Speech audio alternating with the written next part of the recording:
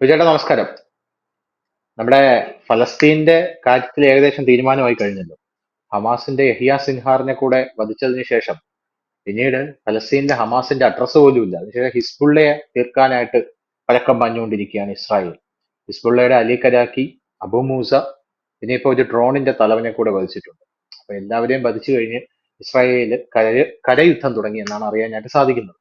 അപ്പൊ സത്യം പറഞ്ഞാൽ ഇതിലൊക്കെ ഏറ്റവും കൂടുതൽ വിഷമിക്കുന്നത് എനിക്ക് തോന്നുന്നു ഈ ഹമാസ് അവിടെ ഭീകരർ അവിടെ മരിച്ചു വീഴുമ്പോൾ അവിടെ പലസ്തീനികൾക്ക് പോലും ഇല്ലാത്ത വിഷമമാണ് നമ്മുടെ ഇന്ത്യയിലെ ചില സംഘടനകൾ. ഇന്ത്യയിലെ നമ്മുടെ കേരളത്തിൽ പിന്നെ പ്രത്യേകിച്ച് കഴിഞ്ഞ ദിവസം ഞാൻ മാധ്യമം പത്രത്തിൽ വായിച്ചൊരു ആർട്ടിക്കിൾ എന്ന് പറയുന്നത് ചില്ലറക്കാരല്ല ഹിസ്ബുള്ള എന്ന് പറഞ്ഞൊരു ആർട്ടിക്കിൾ ആയിരുന്നു. 50% പേരെ ഇസ്രായേല് ഹിസ്ബുള്ളയുടെ ആൾക്കാർ ഇസ്രായേല് തീർത്തു തകർത്തു എന്ന് പറഞ്ഞപ്പോ ചില്ലറക്കാരല്ല ഹിസ്ബുള്ള എന്ന് പറഞ്ഞാണ് അവർ ആർട്ടിക്കിൾ അടിച്ചിറക്കിയിരിക്കുന്നത്. ഹമാസിനെ പിന്നെ നമ്മൾ വാനോളം പാടി പുകഴ്ത്തും. പക്ഷെ ADGP അജിത് കുമാർ RSSന്റെ ആരെങ്കിലും കണ്ടു കഴിഞ്ഞാൽ അത് നമുക്ക് വലിയ പ്രശ്നമാണ്. ഹമാസിന്റെ നേതാവിനെ ഇവിടെ കൊണ്ടുവന്ന് നമ്മൾ പ്രസംഗിപ്പിക്കും. അപ്പൊ അങ്ങനത്തെ ഒരു സാഹചര്യത്തിലൂടെയാണ് നമ്മുടെ ഒരു പ്രത്യേകതരം മതേതരത്വവും അങ്ങനെയുള്ള ഒരു നാടാണല്ലോ നമ്മുടെ. ഇപ്പൊ അറിയാനായിട്ട് സാധിക്കുന്നത് ഫലസ്തീനിൽ അവിടെ മരിച്ചു വീഴുന്ന ജനങ്ങളുടെ അല്ലെങ്കിൽ ഹമാസ് ഭീകരരുടെ അങ്ങനെ പറയാം ഉള്ളുലഞ്ഞ കാഴ്ചകൾ കണ്ട് മനം നൊന്ത് നമ്മുടെ CPM ഒരു അങ്ങോളം ഇങ്ങോളം ആൾ ഇന്ത്യ ലെവലിൽ ഒരു പ്രതിഷേധ പ്രകടനം സംഘടിപ്പിക്കാൻ പോകുന്നു എന്നാണ് അറിയാനായിട്ട് സാധിക്കുന്നത്. ഒക്ടോബർ 7-നാണ് അത് സംഘടിപ്പിക്കുന്നതെന്ന് അറിയാനായിട്ട് സാധിക്കുന്നു. എന്താണ് ഇതിനെക്കുറിച്ച് പറയാനുള്ളത്? ഈ ഒക്ടോബർ 7 എന്ന് പറഞ്ഞു കഴിഞ്ഞാൽ ഈ ഹമാസ് ഇസ്രായേലിൽ നടത്തിയ ഭീകരാക്രമണത്തിന്റെ 1-ാം വാർഷിക ദിനമാണ്. അന്ന് ലോകത്തെമ്പാടും ഈ ഭീകര സംഘടനകൾ ജൂതന്മാർക്കെതിരെ വധഭീഷണി മുഴക്കിയിട്ടുണ്ട്. ഈ ചാവേറാക്രമണം ഉണ്ടാകും എന്നൊക്കെ ഉണ്ട്. അത് ഭീകരന്മാരുടെ വേർഷനാണ്. ഭീകരന്മാരെ ഇല്ലെങ്കിൽ ഈ ഇതിനെ സപ്പോർട്ട് ചെയ്യുന്ന ഒരു വിഭാഗം NGOകളും വിവിധ രാജ്യങ്ങളിലെ ചില പൊളിറ്റിക്കൽ പാർട്ടീസ് മറ്റ് മുസ്ലിം സംഘടനകളൊക്കെ ഈ പലസ്തീൻ ഐക്യദാർഢ്യ പ്രതിഷേധങ്ങളും യോഗങ്ങളും സെമിനാറുകളൊക്കെ നടക്കുന്നുണ്ട്. അപ്പം ഇതിനകത്ത് വളരെ കൗതുകരമായ ഒരു കാര്യം ഞാൻ മുമ്പും പറഞ്ഞിട്ടുണ്ട്. ഈ പലസ്തീനും ഇസ്രായേലും തമ്മിലുള്ള പോരാട്ടമല്ല ഇത്. ആ രീതിയിലാണ് അതിനെ വ്യാഖ്യാനിച്ചുകൊണ്ട് പലസ്തീനിൽ നിരപരാധികൾ കൊല്ലപ്പെടുന്നു എന്നുള്ള ഒരു വലിയ നരേഷനിലാണ് ഈ സാധനങ്ങൾ മുഴുവൻ പോകുന്നത്. ഇത് രണ്ടും രണ്ടാണ്. ഇത് ഗസയിൽ ഇരുന്നുള്ള ഹമാസ് ഇസ്രായേലിന് നേരെ നടത്തുന്ന ആക്രമണങ്ങളും ഹമാസ് എന്ന് പറയുന്ന ഭീകര സംഘടനയ്ക്ക് നേരെ നടത്തുന്ന ആക്രമണങ്ങളുമാണ് ഇതിനകത്ത് പ്രധാനമായിട്ട്.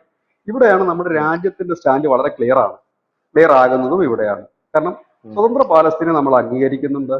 ഒപ്പം അതിർത്തി കടന്ന് ഭീകരാക്രമണം നടത്തുന്നതിനെ പ്രതിരോധിക്കാനുള്ള അവകാശത്തെയും നമ്മൾ അംഗീകരിക്കുന്നുണ്ട്. അതായത് ഇസ്രായേൽ ഇപ്പൊ ചെയ്യുന്നതിനെ നമ്മൾ അംഗീകരിക്കുന്നുണ്ട്. സ്വതന്ത്ര പാലസ്തീൻ എന്നുള്ളത് നമ്മൾ പണ്ടുതൊട്ടേ ഉള്ള നയമാണ്. അത് നരേന്ദ്രമോദിയുടെ നയമല്ലത്, ഇന്ത്യയുടെ നയമാണ്. അത് ഇതിനു മുൻപും ഉള്ള നയമാണ്. നമ്മുടെ പണ്ടുതൊട്ടേ ഉള്ള നയം അങ്ങനെ തന്നെയാണ്. ആ നയം ഇതുവരെ മാറ്റിയിട്ടില്ല നമ്മൾ. അപ്പോ ഇവിടെ അത് പാലസ്തീനുമായി കൂട്ടിക്കെട്ടിക്കൊണ്ടാണ് ഈ കിടക്കുന്ന അഭ്യാസങ്ങൾ മുഴുവൻ. കാരണം ഹമാസ് എന്ന് പറയാൻ കഴിയില്ല, ഹമാസ് എന്ന് പറഞ്ഞുകൊണ്ട് നടത്താൻ കഴിയില്ല. അപ്പൊ ആ ഒരു സാഹചര്യത്തിൽ അതിനെ പലസ്തീൻ എന്നാക്കി മാറ്റുന്നു. കുറച്ച് നാൾക്ക് മുമ്പ്, എനിക്ക് തോന്നുന്നു 5-6 മാസങ്ങൾക്ക് മുമ്പ്, കോഴിക്കോട് ഒരു സംഘടന, ജമാഅത്ത് ഇസ്ലാമിയുടെ സംഘടനയാണോ എന്ന് എനിക്ക് സംശയമുണ്ട്, സോളിഡാരിറ്റി ആണോ എന്ന് സംശയം, അവരൊരു ഈ പലസ്തീൻ ഐക്യദാർഢ്യ സമ്മേളനം നടത്തിയായിരുന്നു. അതിനകത്ത് ഈ ഓൺലൈനായിട്ട് ഹമാസിന്റെ നേതാക്കൾ പങ്കെടുത്തു. ഓൺലൈൻ അത് വന്ന് വലിയ വാർത്തയും വിവാദമൊക്കെ വന്നു. അതിന്റെ അന്വേഷണം ഇപ്പോൾ കേന്ദ്ര ഏജൻസികൾ നടത്തിക്കൊണ്ടിരിക്കുന്നു എന്നുള്ളതാണ് നമ്മുടെ ഒരു വിവരം. അപ്പം ഇതിനു മുമ്പും ഈ ഇടതുപക്ഷ സംഘടനകൾ പ്രകടനങ്ങളും പ്രതിഷേധങ്ങളും ഒക്കെ ബില്ലാദിന് വേണ്ടി കവിത വരെ രചിച്ചവരാണ് അവർ. അപ്പൊ അവരെ അത് നമ്മൾ പറഞ്ഞിട്ട് കാര്യമില്ല. കാരണം അത് അവരുടെ ഒരു രീതിയാണ്. അപ്പോ ഇത് ഈ ഭീകര സംഘടനകൾ ഞാൻ പറയുമ്പോൾ ഞാൻ എപ്പോഴും പറയുന്നുണ്ട്, ഈ തോക്കും ബോംബുമായി നടക്കുന്നവർ മാത്രമല്ല, അതിന് താഴെ അനവധി ലെയറുകളുണ്ട്. അതിനകത്ത് അനവധി NGOകളുണ്ട്, പൊളിറ്റിക്കൽ പാർട്ടീസ് ഉണ്ട്. കാരണം ഇത് ഒരു വലിയ ഫണ്ട് പിരിവാണ് ഇതിന്റെ പിന്നിൽ നടക്കുന്നത്. കാരണം അവിടെ ഒരു ആക്രമണം നടത്തിയിട്ട് അതിന്റെ ചിത്രങ്ങളും മറ്റും പ്രചരിപ്പിച്ചുകൊണ്ട് സേവ് ഗാസ എന്ന് പറയുന്നു. ഇത് വലിയ രീതിയിലുള്ള പിരിവ് നടക്കുന്നു. അത് ഈ പുണ്യ മാസമാണ് ഈ സാധാരണ ഇതിൽ അവർ ആക്രമണം നടത്തുന്നത്. കാരണം ആ സമയത്ത് ഈ സക്കാത്ത് ഈ മുസ്ലിം മത വിഭാഗങ്ങളുടെ കയ്യിൽ നിന്ന് വലിയ രീതിയിൽ ലഭിക്കും. അത് കൂടാതെ തന്നെ വിവിധ രാഷ്ട്രീയ സംഘടനകളുടെ പിരിവുകളുണ്ട്, NGOകളുടെ പിരിവുകളുണ്ട്. ഈ പിരിക്കുന്നത് എങ്ങനെയാണെന്നുള്ളത് നമുക്ക് നന്നായിട്ട് അറിയാം. എങ്ങനെയാണ് 100 രൂപ കിട്ടിക്കഴിഞ്ഞാൽ എത്ര രൂപ ഹമാസിന്റെ കയ്യിൽ എത്തുമെന്നുള്ളത്. എങ്കിലും പോട്ടെ, ഹമാസിനെ സംബന്ധിച്ച് ലോട്ടറി തന്നെയാണ്. അപ്പൊ ഇത് ഒരു ഭാഗമാണ്. രണ്ടാമത്തേന്ന് പറഞ്ഞാൽ ഇപ്പൊ ഇന്ത്യയില് ഈ ഇപ്പോൾ നടക്കുന്ന ഒരു പോരാട്ടം എന്ന് പറഞ്ഞു കഴിഞ്ഞാൽ ഈ മുസ്ലിം വോട്ടുകൾ മാക്സിമം പെട്ടിയിലാക്കുക, അതാണ് ലക്ഷ്യം. കാരണം ഹിന്ദു വോട്ട് അങ്ങനെ മാക്സിമം പെട്ടിയിലാക്കാൻ നിലവിൽ ഇനി ഒരു രാഷ്ട്രീയ പാർട്ടിക്കും കഴിയില്ല. വ്യത്യാസം അത് വലിയ പ്രയാസകരമായ കാര്യമാണ്. അപ്പോൾ ഈ ഇടതുപക്ഷത്തിന് ഇനിയിപ്പോ ആകെ ഒരു കച്ചത്തുരുമ്പായിട്ടുള്ള ഒരു പ്രദേശം എന്ന് പറയുന്നത് കേരളം മാത്രമാണ്. അപ്പോ പശ്ചിമ ബംഗാളിലൊക്കെ അവരൊരു സ്റ്റേറ്റ് പാർട്ടിയുടെ ലൈനിൽ പോലും അല്ലാതെ നിൽക്കുന്നു. 4.66% വോട്ടേ മാത്രമേ അവർക്കുള്ളൂ. പിന്നെയുള്ള കേരളമാണ്. അപ്പൊ കേരളത്തിലെ ഒരു നിർണായക റോള് എന്ന് പറയുന്നത് ഇവിടുത്തെ മുസ്ലിം മതവിഭാഗത്തിന് തന്നെയാണ്. അപ്പോൾ ആ വോട്ട് ബാങ്കിനെ നിലനിർത്തിക്കൊണ്ട് ഇരുന്നാൽ സ്വാഭാവികമായും CPM-നെ പോലെ അല്ലെങ്കിൽ ഇടതുപക്ഷ പാർട്ടികൾ ജയിച്ചു കയറാൻ കഴിയും. പക്ഷെ ഇപ്പോ അതിനകത്ത് അതുകൊണ്ട് തന്നെ ഈ പലസ്തീൻ ഐക്യദാർഢ്യ പ്രകടനങ്ങളും സമ്മേളനങ്ങളും ഏറ്റവും ശക്തമായി നടക്കുന്ന ഒരു സംസ്ഥാനം കേരളം മാത്രമാണ് ഇന്ത്യയിൽ. വേറെ എങ്ങും അത് നടക്കാറില്ല. പേരിന് എവിടെയെങ്കിലും ഒരു ഹാൾ എടുത്തിട്ടോ അല്ലെങ്കിൽ ഒരു റൂം എടുത്തിട്ടോ കുറെ പേര് കൂടിയിരുന്ന് സെമിനാർ എന്നൊക്കെ പറയുന്നല്ലാതെ ഈ പരസ്യമായിട്ട് ആളുകളെ കൂട്ടിക്കൊണ്ടൊരു പരിപാടിയില്ല. പക്ഷെ ഇത്തവണത്തെ ഈ പലസ്തീൻ ഐക്യദാർഢ്യ പ്രകടനമാണ് അവർ ആഹ്വാനം ചെയ്യുന്നത്. ആ പ്രകടനം വളരെ ഗംഭീരമായിരിക്കും കേരളത്തില്. അതിന് കാരണമാണ് ഇപ്പോ കഴിഞ്ഞ ദിവസങ്ങളിലൊക്കെ ഈ CPM-ന്റെ സഹയാത്രികനായ PV അൻവർ ഉയർത്തിവിട്ട ആരോപണങ്ങളുണ്ട്. അത് ഈ അതിനോടൊപ്പം തന്നെ അതിനു മുമ്പ് ഈ KT ജലീലും PV അൻവറും ചേർന്ന് നിൽക്കുന്ന ഒരു രാഷ്ട്രീയമുണ്ട്. അപ്പോ സ്വാഭാവികമായും ഈ CPM ഭയക്കുന്ന ഒരു വലിയ കാര്യമുണ്ട്. കാരണം ഇപ്പോൾ ഉയർന്നു വന്നിരിക്കുന്ന ഈ വിവാദങ്ങൾ മുസ്ലിം സമുദായത്തിനിടയിൽ വോട്ടുകൾ ചോർത്തിക്കളയും, CPM-ന്റെ വോട്ടുകൾ ചോർത്തിക്കളയും, ഇല്ലെങ്കിൽ അവരുടെ പിന്തുണ ഒട്ടും കിട്ടില്ല എന്നൊരു ധാരണയിലേക്ക് CPM. അതുകൊണ്ടാണ് ഈ PV അൻവർ അതിന്റെ ഇടയ്ക്ക് ഈ അജിത് കുമാറിന്റെയും RSSന്റെ പ്രചാരകന്മാരെ കണ്ടതുമായ ഒരു കാര്യം കൂട്ടിച്ചേർത്തത്. അതിനകത്ത് അത് എന്തിനാണെന്ന് എനിക്ക് ഇപ്പോഴും മനസ്സിലാകുന്നില്ല. കാരണം അതും ഇതുമായി യാതൊരു ബന്ധങ്ങളും അതിനകത്തില്ല. കാരണം RSS ഇന്ത്യ ഭരിക്കുന്ന ഒരു സംഘടനയാണ്. ആ സംഘടനയുടെ ഒരു നേതാവിനെ കണ്ടതും അദ്ദേഹം ഉയർത്തിയ ആരോപണങ്ങളും തമ്മിൽ എന്ത് ബന്ധമാണെന്ന് അറിയില്ല. ഒരുപക്ഷെ ഇപ്പോൾ ഈ അജിത് കുമാറിനെതിരെ അദ്ദേഹം അനവധി ആരോപണങ്ങൾ ഉന്നയിച്ചിട്ടുണ്ട്. കള്ളനാണ്, സ്വർണം മോഷ്ടിച്ചവനാണ്, അഴിമതിക്കാരാണ്. അല്ല, ഈ അതെല്ലാം അജിത് കുമാറിനെ കുറിച്ച് പറയുമ്പോഴേ അജിത് കുമാറിനെ കുറിച്ച് പറയുമ്പോ ഈ അൻവറിന്റെ പ്രധാനപ്പെട്ട പ്രശ്നം എന്ന് പറഞ്ഞാൽ വിചാരം അറിയാം. ഈ അൻവർ ആഫ്രിക്കയിൽ പോയിട്ടുണ്ട്. ആഫ്രിക്കയിൽ എന്തിനാ പോയത് ആർക്കും അറിയില്ല. സ്വർണം ഖനനം ചെയ്യാനാണെന്നാ പറയുന്നത്. യവൻ ഈ ആഫ്രിക്കയിൽ പോയിട്ട് ഒരു MLA ആണ്, സ്വർണം ഖനനം ചെയ്ത്. അപ്പോഴേ അന്നേ എനിക്ക് തോന്നി ഇതെന്തെങ്കിലും പുറത്തു വരും, എന്തൊക്കെയോ ഒരു നിഗൂഢതകൾ ഇതിനകത്തുണ്ട്. അപ്പൊ ആ സ്വർണം ഖനനം ചെയ്തിട്ട് അൻവർ ഇപ്പൊ ഉന്നയിക്കുന്ന അൻവറിന്റെ പ്രധാനപ്പെട്ട പ്രശ്നം എന്താണ്? അൻവറിന്റെ പ്രശ്നം എന്ന് പറഞ്ഞാൽ കടത്തി കൊണ്ടുവരുന്ന സ്വർണം പോലീസ് അടിച്ചു പറ്റും. പച്ചയ്ക്ക് പറഞ്ഞ ഇതാണ് അൻവറിന്റെ പ്രശ്നം. ഒന്ന് ആലോചിച്ചു കേട്ടാ, 2-3 പൃഷ്ഠം വഴി മൃഷ്ടാന സ്വർണം കടത്തുന്നവന്മാരെയും കൊണ്ടുവന്നിട്ട് വാർത്താ സമ്മേളനം വിളിക്കുക എന്ന് പറഞ്ഞാൽ, അപ്പൊ അൻവർ യഥാർത്ഥത്തിൽ ആ സ്വർണ്ണക്കടത്തിനെ വെളുപ്പിച്ചുകൊണ്ടിരിക്കുകയാണ് ഒരു ഭാഗത്ത്. അപ്പൊ ആ സ്വർണ്ണക്കടത്തിനെ വെളുപ്പിച്ചിട്ട് അൻവർ പറയുന്ന കാര്യം, ഈ കാളിക്കാവിലെ ഒരു സ്വദേശിയുണ്ട്. അപ്പൊ കാളിക്കാവിലെ ഒരു സ്വദേശി 900 ഗ്രാം സ്വർണം ഗുഹ്യഭാഗത്ത് വെച്ച് കൊണ്ടുവന്നപ്പോ അതില് 532 ഗ്രാം മാത്രമേ സറണ്ടർ ചെയ്തിട്ടുള്ളൂ. ബാക്കി സ്വർണം എവിടെ? എനിക്കിപ്പോ അറിയണം ബാക്കി സ്വർണം എവിടെ. അല്ലെ, ഞാൻ ചോദിക്കുന്നത് ഈ സ്വർണം ആർക്ക് വേണ്ടിയാണ് വന്നത്, എന്നിട്ട് അൻവർ പറയുന്നു ഇത് സുജിത് ദാസ് എന്ന് പറയുന്ന പോലീസിന്റെ ഇടപെടലാണ്, ADGP അജിത് കുമാറിന് RSS ബന്ധമാണ്. ഈ ADGP അജിത് കുമാർ അൻവർ ഉന്നയിക്കുന്ന പ്രധാനപ്പെട്ട ആരോപണം, ADGP അജിത് കുമാർ ഈ സ്വർണം പൊട്ടിക്കൽ വഴിയാണ് കവടിയാറ് 10 സെന്റ് സ്ഥലം വാങ്ങിച്ചത്. അവിടെ ഇപ്പൊ 1.5 കോടി രൂപയുടെ വീട് വെച്ചുകൊണ്ടിരിക്കുന്നു. അതൊക്കെ ചുമ്മാ വ്യാജമാണ്. കാരണം ADGP അജിത് കുമാറിന് അവിടെ 10 സെന്റ് സ്ഥലം കൊടുത്തത് അയാളുടെ അമ്മായി അച്ഛനാണ്. അതിനുള്ള ബില്ലൊക്കെ അയാളുടെ കയ്യിലുണ്ട്, തെളിവുണ്ട്. പിന്നെ 1.5 കോടി രൂപ അയാളുടെ ലോൺ ഇട്ടിട്ടാണ് അവിടെ വീട് വെച്ചുകൊണ്ടിരിക്കുന്നത്. അങ്ങനെ ആരോപണങ്ങൾ ഇങ്ങനെ ഇയാൾ ഉന്നയിച്ചുകൊണ്ടിരിക്കുകയാണ്. ഇത് ഞാൻ പറയട്ടെ, ഇത് മോഹൻലാൽ ലൂസിഫറിൽ പറയുന്നത് പോലെ ചെറിയ തിന്മയും വലിയ തിന്മയും തമ്മിലുള്ള യുദ്ധമാണ്. മനസ്സിലായില്ലേ? സംഭവം അൻവർ ഈ കേൾക്കുന്ന എല്ലാവർക്കും അറിയാം, അൻവർ ആഫ്രിക്കയിൽ പോയിട്ടുണ്ട്. ഇപ്പൊ അൻവർ ഇവിടെ സ്വർണ്ണക്കടത്തുകാർക്ക് വേണ്ടി വായിച്ചുകൊണ്ടിരിക്കുകയാണ്. ഇതൊക്കെ കേരളത്തിലാണ് നടക്കുന്നത് എന്നുള്ളതാണ്. സ്വർണ്ണക്കടത്തുകാരെ കൊണ്ടിരുത്തിയിട്ട് പറയുകയാണ്, ഇവര് കൊണ്ടുവന്ന സ്വർണത്തിൽ ബാക്കി എവിടെ, അത് പോലീസ് മുക്കിയില്ലേ എന്ന് പറയുകയാണ്. എന്നിട്ട് പിണറായി വിജയന്റെ ഓഫീസിൽ നടക്കുന്ന കാര്യങ്ങൾ പറഞ്ഞു കഴിഞ്ഞാൽ ഞെട്ടും, AKG സെന്റർ പൊളിച്ചു കളയേണ്ടി വരും എന്ന് പറയാണ്. അറിയാലോ, നമുക്ക് പിണറായിയുടെ ഓഫീസുമായിട്ട് ബന്ധപ്പെട്ടുണ്ടായ സ്വർണ്ണക്കടത്ത് വിഷയങ്ങളൊക്കെ അറിയാലോ. തൊട്ട് പിറകെ KT ജലീൽ വരുന്നു. ഈ KT ജലീലാണെങ്കിൽ ഈത്തപ്പഴത്തിലെ സ്വർണം, ഖുറാന്റെ സ്വർണം ഒക്കെ കൊണ്ടുവന്നു. ഇത് മൊത്തത്തിലൊരു സ്വർണത്തിന്റെ കളിയാണ്. ഇത് നമ്മുടെ നാട്ടിലെ സർക്കാരാണിത്. ഒന്ന് ആലോചിച്ച് നോക്ക് ചേട്ടൻ. അപ്പം ഇതാണ് അപ്പം അൻവർ ആ RSSന്റെ ഒരു പേരോട് ഇത് വലിച്ചഴച്ചത് എന്തിനാന്ന് വെച്ച് കഴിഞ്ഞാല്, ഇത് ഈ മുസ്ലിം വിഭാഗത്തിനിടയിൽ നിന്നുള്ള വോട്ടുകൾ കൂടി CPM-ന്റെ ചോർത്തുക എന്നുള്ള ലക്ഷ്യമായിട്ട് തന്നെയാണ് സംഭവം. അല്ല, അതുണ്ട്. പക്ഷെ സംഭവം പിണറായി ഒന്ന് ടാർണിഷ് ചെയ്യണം. ഈ RSSും പിണറായി ഒറ്റക്കെട്ടാണെന്ന് പറഞ്ഞു കഴിഞ്ഞാല് മുസ്ലിം വിഭാഗം പറഞ്ഞ പോലെ മുസ്ലിം വിഭാഗങ്ങൾക്കിടയിൽ ഒരു സ്പ്ലിറ്റ് ഉണ്ടാക്കാൻ പറഞ്ഞ് സാധിക്കും. അപ്പോ ഇത് CPM കണക്കൊരു കേഡർ പാർട്ടിയാണ്. അവർക്ക് മുസ്ലിം സമുദായത്തിന്റെ പിന്തുണ ഇല്ലാതെ അവർ ഭരിച്ചിട്ടുണ്ട് കേരളം. പക്ഷെ അന്ന് അവരുടെ പിന്നിൽ ഹിന്ദു വിഭാഗം ഒറ്റക്കെട്ടായിരുന്നു. അവരുടെ പരമ്പരാഗത ഈഴവ വിഭാഗങ്ങളൊക്കെ അവരുടെ പിന്നിൽ ഒറ്റക്കെട്ടാക്കി. ഇപ്പൊ എത്രത്തോളം അവർ ഉണ്ട് എന്നുള്ളത് അറിയില്ല. കാരണം ലോക്സഭയുടെ പാറ്റേൺ അനുസരിച്ചാണെങ്കിൽ അതിനകത്ത് വലിയ ഐഡിയ വരും. ഇപ്പൊ സി ലോക്സഭ പി എമ്മിൽ ഇലക്ഷൻ മൊത്തം റിസൾട്ട് അനുസരിച്ചാണ്. സുഡാപ്പികളല്ലേ ചേട്ടാ? അതെ അതെ. അവിടെ ഒരു പ്രശ്നം വെച്ചാൽ ഇനി ഇപ്പൊ സി പി എമ്മിന് ഇതിനെല്ലാം റിക്കവർ ചെയ്ത് മുമ്പോട്ട് കൊണ്ടുപോകണമെങ്കിൽ ഉം. ഭയങ്കരമായ രീതിയിലുള്ള ഒരു മുസ്ലിം പ്രീണനത്തിലേക്ക് പോകേണ്ടി വരും. ഈ മുസ്ലിം അതെ. പ്രീണനത്തിലേക്ക് അവര് പോകണമെങ്കിൽ അതിന് ഏറ്റവും ബെസ്റ്റ് ഇപ്പൊ കിട്ടിയിരിക്കുന്ന ഏറ്റവും വലിയ സുവർണാവസരമാണ് ഈ ഒക്ടോബർ 7 അവരുടെ ഈ ഉം. പലസ്തീൻ ഐക്യദാർഢ്യ പ്രകടനം. ഒന്ന്, ഈ ഉം. വടക്കൻ മലബാർ മേഖലകളിലൊക്കെ ഈ അൻവർ ഉയർത്തിയ ആരോപണങ്ങൾ ഒന്നും അല്ലായിരുന്നു എന്ന് അറിയിക്കണമെങ്കിൽ വമ്പൻ പ്രകടനം തന്നെ നടത്തണം ഇവർ. വലിയ രീതിയിൽ ആളെ കൂട്ടിക്കൊണ്ട് പ്രകടനം. അപ്പൊ വടക്കൻ മലബാറിൽ ഇത് വലിയ പ്രതിഷേധ പ്രകടനമായിട്ട് വരും എന്നുള്ള കാര്യത്തിൽ ഉം. യാതൊരു തർക്കവുമില്ലാത്ത കാര്യമാണ്. ഉം. അപ്പോ അവരുടെ ഒരു പ്രധാന മുദ്രാവാക്യം, ഈ പ്രകടനത്തിൽ അവർ ഉയർത്തുന്ന പ്രധാനപ്പെട്ട മുദ്രാവാക്യം ഈ ഇസ്രയേലിനെ വെടിനിർത്താൻ ഇന്ത്യ പ്രേരിപ്പിക്കണം, ഇസ്രയേലിന് മുകളിൽ ഉം. ഇന്ത്യ സമ്മർദ്ദം ചെലുത്തണമെന്നാണ് പറയുന്നത്. ഉം. നമ്മുടെ രാജ്യം സ്വതന്ത്രമായിട്ട് ഇന്ന് വരെ നമ്മൾ ഒരു രാജ്യത്തിന്റെ മുകളിൽ ഒരു കാര്യത്തിലും സമ്മർദ്ദം ചെലുത്തിയിട്ടില്ല. ഒരുപാട് സമ്മർദ്ദങ്ങൾ ഏറ്റുവാങ്ങേണ്ടി വന്ന ഒരു രാജ്യമാണ് നമ്മൾ. നമ്മൾ ആരുടെയും അതെ ഇതിൽ അതെ അതെ. സമ്മർദ്ദം ചെലുത്തിയിട്ടില്ല. ഇപ്പൊ നരേന്ദ്രമോദി കയറിയതിനു ശേഷം കുറെ സമ്മർദ്ദങ്ങൾ ചെലുത്തുന്നുണ്ട്. അതെന്തിനാണ് എന്ന് ചോദിച്ചു കഴിഞ്ഞാൽ എണ്ണയ്ക്ക് വില കുറയ്ക്കുന്ന കാര്യത്തിൽ, ഇല്ലെങ്കിൽ കൂടുതൽ എണ്ണ തരുന്ന കാര്യത്തിൽ, അതുപോലെ തന്നെ നമ്മുടെ രാജ്യം മലേഷ്യ കണക്കുള്ള രാജ്യങ്ങളൊക്കെ നമ്മുടെ ഈ കാശ്മീർ വിഷയത്തിൽ ഇടപെട്ടപ്പോൾ അവരുടെ പാം ഓയിൽ നിർത്തിക്കളയുന്ന രീതിയിൽ, ചൈനയുമായിട്ട് അതൊക്കെ ഇടഞ്ഞപ്പോഴത്തേനും നയതന്ത്രം. അവരുടെ ഇറക്കുമതി നയതന്ത്രപരമായ പ്രഷറുകൾ നമ്മൾ ചെലുത്താറുണ്ട്. ചൈനയുടെ അടുത്തൊക്കെ നമ്മൾ ചെലുത്താറുണ്ട്. അതല്ലാതെ ഉം. നമ്മൾക്ക് ഒരു രാജ്യത്തിനടുത്ത് ഇപ്പൊ പ്രഷർ ചെലുത്തിയിട്ട് മുമ്പോട്ട് പോകേണ്ട ആവശ്യം നിലവിൽ ഇന്ത്യയെ സംബന്ധിച്ചില്ല.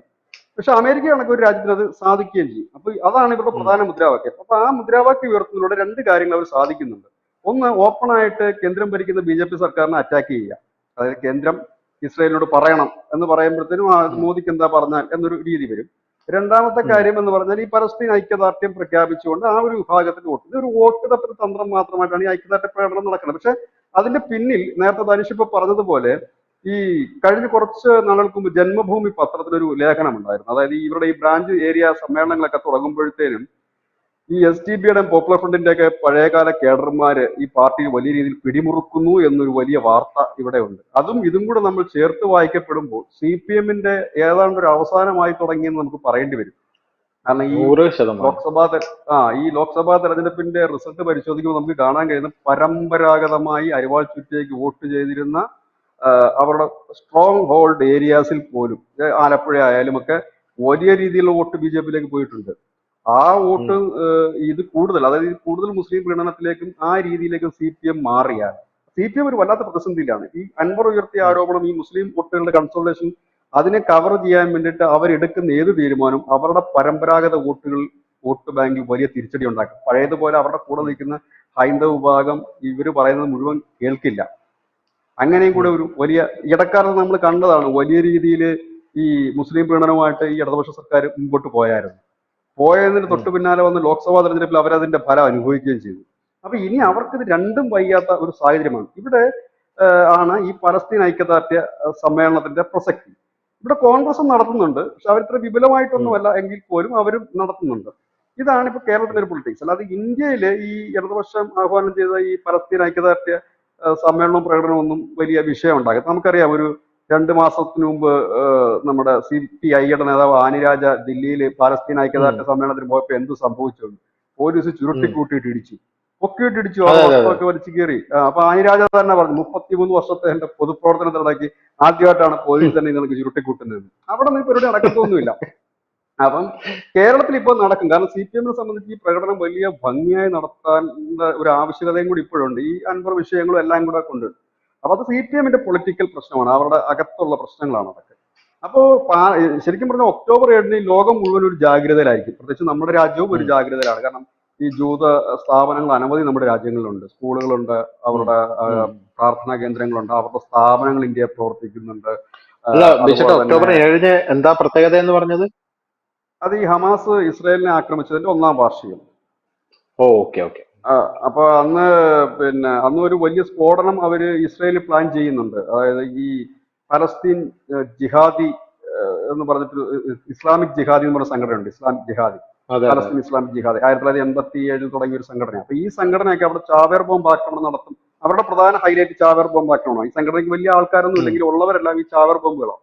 അപ്പൊ അവർ ചാവേർ ഉം. ബോംബ് നടത്തുമെന്ന് പറഞ്ഞു കഴിഞ്ഞിട്ടുണ്ട്. ഹിസ്ബുള്ളയുടെ വലിയ ഇതുണ്ടാകും, ഹമാസിന്റെ ഉണ്ടാകും. അത് ഉം. ഏറ്റവും വലിയ രസം എന്ന് പറഞ്ഞാൽ ഈ ഒക്ടോബർ 1 മുതൽ 7, 7, 8 തീയതികളിലൊക്കെ ഈ ജൂതന്മാരുടെ ആഘോഷ ദിനങ്ങളാണ്. അവർക്ക് ഉം. കുറെ ആഘോഷ ദിനങ്ങളുണ്ട്. അപ്പൊ ഇതിന് ഇവർ പലയിടത്തും ഒത്തുകൂടും. ആ ഒത്തുകൂടുന്നിടം നോക്കിയായിരുന്നു ഒക്ടോബർ 7 നടന്ന ആക്രമണം. അതുകൊണ്ട് ഇപ്പൊ ഇന്നലെ ഈ ഇസ്രായേൽ ഒരു മുന്നറിയിപ്പ് കൊടുത്തിട്ടുണ്ട് അവരുടെ പൗരന്മാർക്ക്. ലോകത്തെ എല്ലായിടമുള്ള പൗരന്മാർ ഈ ആഘോഷങ്ങളുടെ ഒന്നും ചിത്രങ്ങളും മറ്റും സോഷ്യൽ മീഡിയ പോസ്റ്റ് ചെയ്യരുത്. പ്രത്യേകിച്ച് ഈ പോലീസിലും മറ്റു സർവീസിലും ഒക്കെ വർക്ക് ചെയ്യുന്ന ജൂതന്മാരിൽ ഇസ്രായേലികൾ ഉണ്ടെങ്കിൽ തങ്ങളുടെ സർവീസിനെ കുറിച്ചുള്ള ഡീറ്റെയിൽസോ മറ്റോ ഒന്നും ഷെയർ ചെയ്യരുത്. സാധാരണ നമ്മൾ ഈ ആഘോഷങ്ങളൊക്കെ പങ്കെടുക്കുമ്പോൾ സെൽഫിയൊക്കെ എടുത്തിട്ട് പോസ്റ്റ് ചെയ്യില്ലേ, അങ്ങനെ ചെയ്യരുത് എന്ന് പറഞ്ഞിട്ടൊരു നിർദ്ദേശം ഇന്നലെ ഇസ്രായേൽ അവരുടെ പൗരന്മാർക്ക് കൊടുത്തിട്ടുണ്ട്. അപ്പൊ ഒക്ടോബർ 7 ലോകത്ത് വിവിധയിടങ്ങളിൽ ഭീകരാക്രമണം നടക്കാനുള്ള സാധ്യതകൾ വളരെ കൂടുതലാണ്. പ്രത്യേകിച്ച് ഈ ജൂതന്മാര്, അതുപോലെ തന്നെ ഈ ഹിന്ദു വിഭാഗം, ക്രിസ്ത്യൻ വിഭാഗങ്ങൾക്കൊക്കെ എതിരെ ഈ ഭീകര സംഘടനകൾ ഒരു ആക്രമണം നടത്താനുള്ള സാധ്യത വളരെ കൂടുതലാണ്. കാരണം ഇപ്പോഴും അവർ കുറച്ചുകൂടി വയലന്റ് ആയിട്ടിരിക്കുന്ന ഒരു സാഹചര്യം. ഒന്ന്, ഈ പേജർ ആക്രമണത്തിലൂടെ ഭീകരവാദികളുടെ മറ്റ് ഭീകര സംഘടനകളുടെ പോലും മനോവീര്യം തകർന്നുപോയി എന്നുള്ളതാണ്. അത് ഇസ്രായേലിന് നേടിക്കൊടുത്തൊരു മൈലേജ് ചെറുതല്ല. അപ്പൊ ഇതെല്ലാം കൊണ്ട് ഒരു വലിയ തിരിച്ചടി അവർ നടത്തുന്നു. ഒരുപക്ഷെ ഇറാനെ പോലുള്ള രാജ്യങ്ങള് അവരുടെ പ്രോക്സി സംഘടനകൾ വഴി ഒരു വലിയ തിരിച്ചടി നൽകാനും ആഗ്രഹിക്കുന്നു. നേരിട്ടല്ലാതെ തന്നെ കൊട്ടേഷൻ കൊടുത്തുകൊണ്ട് നടത്താനും ആഗ്രഹിക്കുന്നു. അപ്പം എല്ലാം കൊണ്ടും ഈ ഒരു സാഹചര്യത്തിലാണ് കേരളം പോലെ ഒരു സ്ഥലത്ത് ഈ പലസ്തീൻ ഐക്യദാർഢ്യ പ്രകടനവുമായിട്ട് ഇടതുപക്ഷ പാർട്ടികൾ എത്തുന്നത്. അതിൻ്റെ ഒരു പുതുമയുണ്ടോ എന്ന് ചോദിച്ചാൽ യാതൊരു പുതുമയില്ല. പക്ഷെ അത് നോട്ട് ചെയ്യപ്പെടേണ്ടതായിട്ടുള്ള ഒരു മൂവ്മെന്റ് ആണത്. സേവ് ഗാസ, സേവ് റഫ, അതുപോലെ തന്നെ സേവ് ഗാസ വന്നു, അതിനുശേഷം സേവ് റഫ വന്നു. ഈ സേവ് റഫ എന്നൊക്കെ പറഞ്ഞു കഴിഞ്ഞാല് ഈ സെലിബ്രിറ്റികളെയൊക്കെ മറ്റേ ബ്ലോക്ക് ഔട്ട് 2024 എന്ന് പറയുന്ന ഈ ഒരു മൂവ്മെന്റ് ഏറ്റവും കൂടുതൽ നടക്കുന്ന ഒരു സ്ഥലം എന്ന് പറയുന്നത് ദക്ഷിണേന്ത്യയിലെ കേരളത്തിലാണ് ഏറ്റവും കൂടുതൽ നടക്കുന്നത്. വേറെ എങ്ങും ഇത് നടക്കുന്നില്ല. പക്ഷെ ഇത് വളരെ ഗുരുതരമായ ഒരു രീതിയിലേക്ക് കാര്യങ്ങൾ നീങ്ങുന്നു എന്ന് തന്നെയാണ് പറയേണ്ടത്. കാരണം നമുക്കറിയാം, ഈ ഒന്നും വേണ്ട, നമ്മൾ ഈ ഒരു 5 വർഷം മുമ്പ് നമ്മൾ നാഷണൽ മീഡിയാസ് നോക്കുകയാണെങ്കിൽ നമുക്ക് കേരളത്തിൽ ഒരു വാർത്ത പോലും കാണാൻ കഴിയുമായിരുന്നില്ല.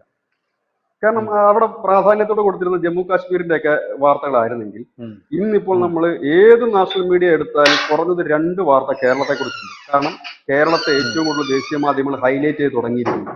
കാരണം പോപ്പുലർ ഫ്രണ്ടിന്റെ ഏറ്റവും കൂടുതൽ അറസ്റ്റ് നടന്നൊരു സംസ്ഥാനം കേരളമാണ്. ഇവിടെ ഇടയ്ക്കിടയ്ക്കൊക്കെ ഈ ഭീകരവാദികളെയും വിധ്വംസകരെയൊക്കെ ഇവിടെ നിന്ന് അറസ്റ്റ് ചെയ്യപ്പെടുന്നുണ്ട്. ഇവിടെ ചില സ്ഫോടനങ്ങൾ നടക്കുന്നുണ്ട്, ചില സംഘർഷങ്ങൾ നടക്കുന്നുണ്ട്. ഇതുപോലെ തന്നെ ഈ പലസ്തീനെയും ഒക്കെ ഐക്യദാർഢ്യം പ്രഖ്യാപിച്ച് പ്രകടനം നടക്കുന്നു. ഒപ്പം തന്നെ ഈ ഹമാസിന്റെ ഒക്കെ നേതാക്കളെയൊക്കെ ഓൺലൈനിൽ കൂടെ ആണെങ്കിൽ പോലും വിളിച്ചിരുത്തി സമ്മേളനങ്ങൾ നടക്കുന്നു. അപ്പം ഇത് കണക്കുള്ള വിധ്വംസക തീവ്രവാദ പ്രവർത്തനങ്ങൾക്ക് ഒരു ഹബ്ബായി കേരളം മാറുന്നു എന്നുള്ള കണക്കൂട്ടലിൽ തന്നെ ആയിരിക്കണം ടൈംസ് നൗ, റിപ്പബ്ലിക്കും അടക്കം ഉള്ള ചാനലുകൾ അവരുടെ യൂണിറ്റുകൾ കേരളത്തിൽ തുടങ്ങിയിട്ടുണ്ട്. അവരുടെ യൂണിറ്റുകൾ പോട്ടെ, NIA യൂണിറ്റ് ഉണ്ട്, SPG കമാൻഡിന്റെ യൂണിറ്റിന്റെ നിർമ്മാണം നടന്നു വരുന്നു. അങ്ങനെ കേന്ദ്ര ഏജൻസികൾ പോലും ഇങ്ങോട്ടേക്ക് എത്തുന്ന ഒരു സാഹചര്യമാണ്. ഇവിടെയാണ് ഇപ്പോൾ ഈ ഇടതുപക്ഷ സംഘടനകൾ ഇങ്ങനെ ഒരു ആഹ്വാനം നൽകിയിരിക്കുന്നത്.